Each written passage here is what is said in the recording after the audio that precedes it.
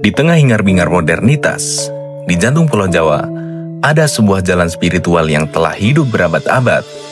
Sebuah jalan yang memadukan dua samudera besar, ajaran Islam dan kearifan kuno tanah Jawa. Mereka yang menapakinya sering disebut dengan pengamal Islam Kejawen. Mereka bersyahadat, mereka sholat, mereka berpuasa. Namun, di saat yang sama, mereka menghormati leluhur, menziarahi makam keramat dengan ritual khas, dan percaya pada kekuatan yang tak kasat mata.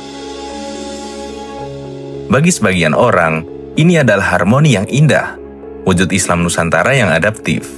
Namun, bagi yang lain, ini adalah kontroversi, sebuah penyimpangan yang berbahaya, bahkan tuduhan syirik dan bid'ah yang tak terhindarkan. Namanya sholat, Pak. Nah, luri semeti dari. Pada video kali ini, kita akan menelusuri akar sejarahnya, menggali praktik-praktiknya yang sering disalahpahami, dan mencari tahu apa sebenarnya Islam Kejawen itu, mengapa ia begitu kontroversial, dan bagaimana ia bertahan di tengah gempuran modernisasi dan puritanisme. Bersiaplah, karena kebenaran di balik harmoni yang diperdebatkan ini mungkin jauh lebih kompleks dari apa yang Anda bayangkan.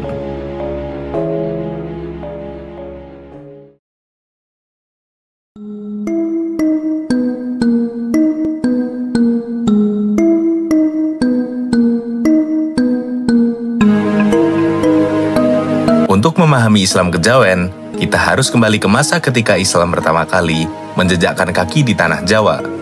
Ini bukan datang dengan pedang, melainkan dengan dakwah yang adaptif dan strategis.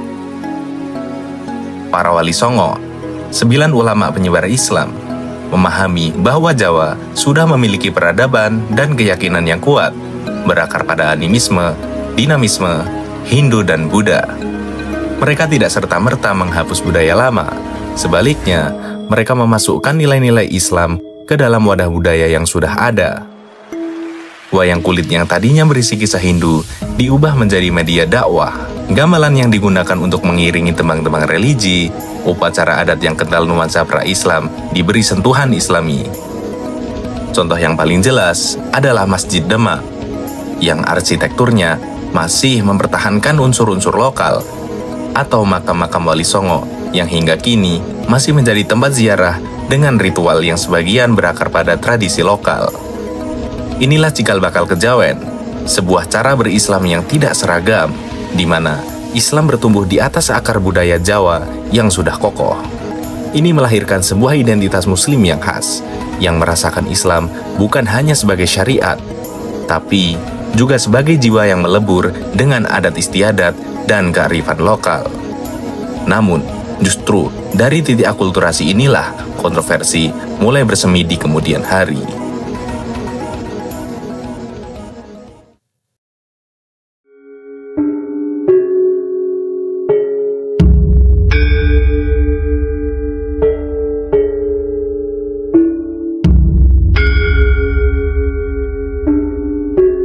Mari kita bedah beberapa praktik dalam Islam Kejawen yang paling sering memicu kontroversi.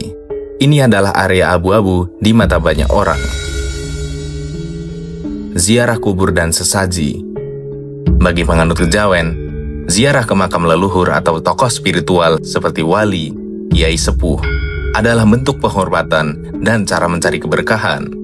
Namun, praktik membawa sesaji berupa bunga, makanan, atau rokok, serta keyakinan bahwa arwah leluhur dapat menjadi perantara doa, seringkali dianggap sebagai syirik oleh kelompok Islam yang lain. Mereka berargumen bahwa doa hanya ditunjukkan kepada Allah semata. Puasa dan tirakat non-syariat. Selain puasa Ramadan, Kejawen mengenal berbagai jenis puasa dan tirakat seperti mutih, ngebleng, atau pati geni. Ini dilakukan untuk membersihkan diri, melatih batin, dan mencapai ilmu atau kebatinan. Bagi kelompok Islam yang berpegang pada syariat, puasa di luar ketentuan sunnah Nabi, atau tirakat yang tidak ada dasarnya dalam Al-Quran dan hadis, dianggap sebagai bid'ah, atau inovasi yang tidak sah dalam beragama.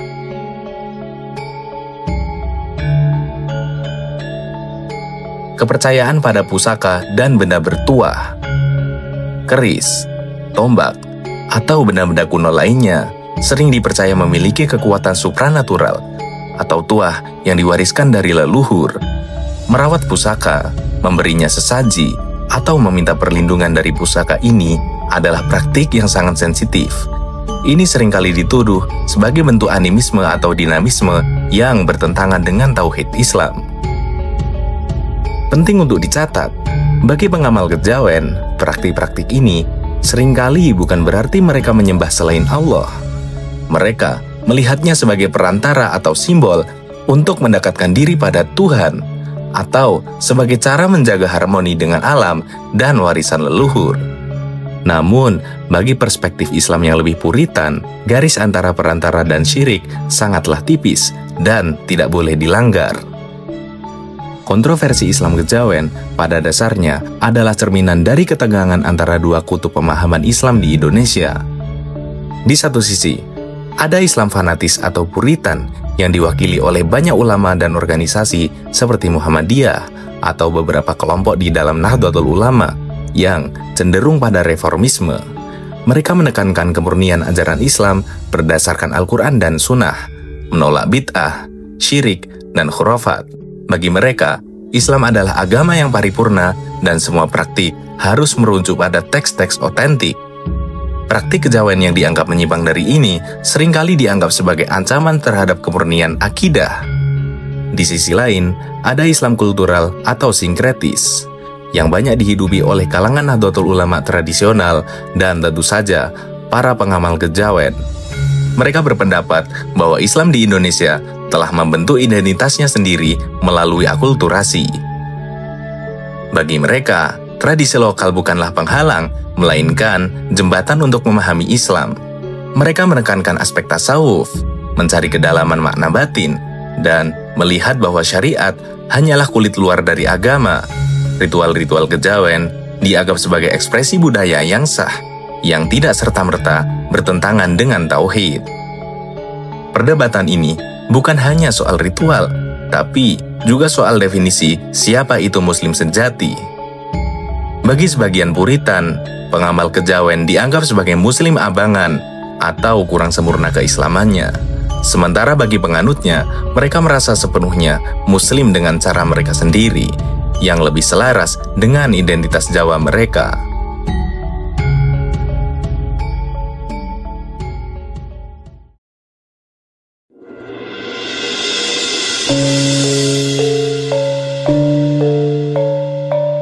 Kontroversi Islam kejawen juga masuk ke ranah negara dan identitas.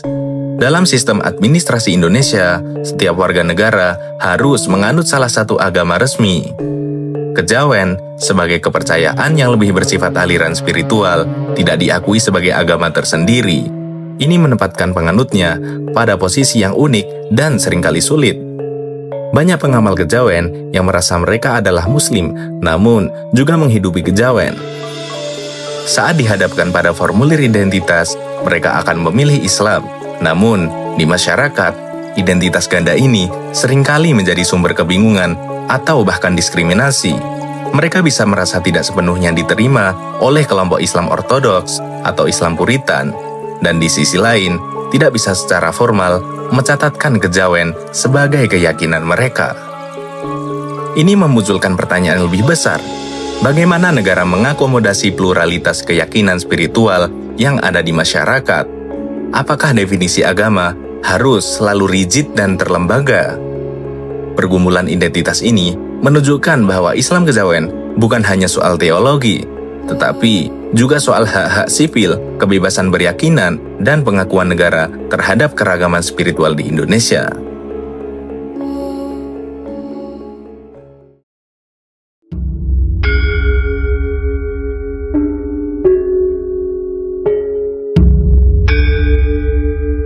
Di era globalisasi dan informasi, Islam kejawen menghadapi tantangan yang makin kompleks.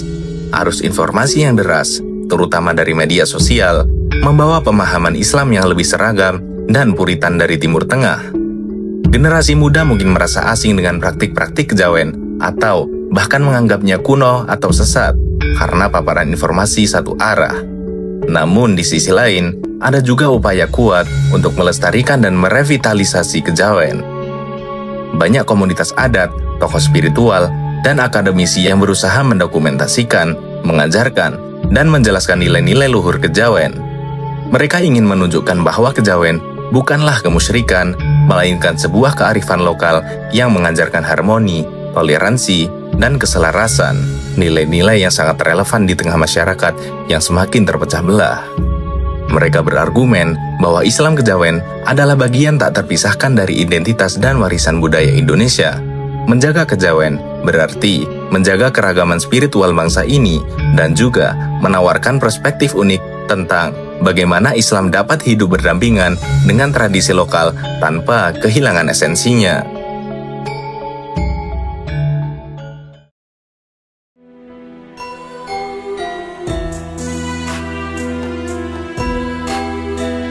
Islam kejawen adalah sebuah cermin yang merefleksikan kompleksitas identitas kita sebagai bangsa. Ia menunjukkan bahwa iman dan budaya bisa saling merangkul, menciptakan bentuk ekspresi spiritual yang unik dan mendalam.